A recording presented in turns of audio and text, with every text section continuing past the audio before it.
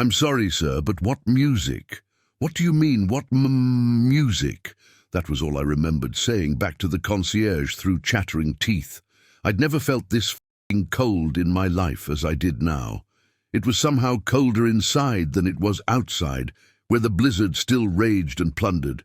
In my head, meanwhile, continued the familiar C-E-G, C-G-E-B-G, a sea of notes, slow, melodic, persistent. The haunting melody of C-E-G, G-E-G, permeated my thoughts as I confronted the peculiar bed and breakfast, seeking refuge from an unrelenting blizzard. The concierge, with his sharp, rat-like features, welcomed us with an unsettling calmness, and my chattering teeth betrayed the intensifying cold that seemed colder within the inn than the raging storm outside. The persistent melody, an ethereal cascade of notes, wove a slow, melodic tapestry that had invaded my consciousness since our arrival, growing louder with each step toward the help desk. The concierge's dismissive response to my inquiry about the music, coupled with his wispy black hair and ragged coat, added to the surreal atmosphere that surrounded us. As I pressed him for answers, my wife and children waited impatiently, weariness evident in their expressions. The concierge's peculiar appearance and the escalating notes fueled my discomfort.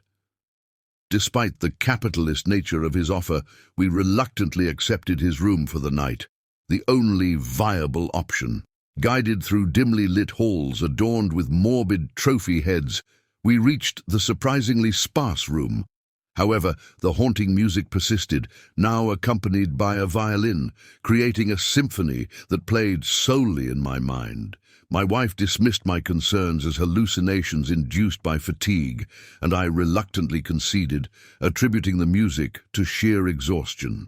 The concierge's peculiar words and appearance continued to unsettle me, but fatigue won, and I succumbed to the desire for sleep.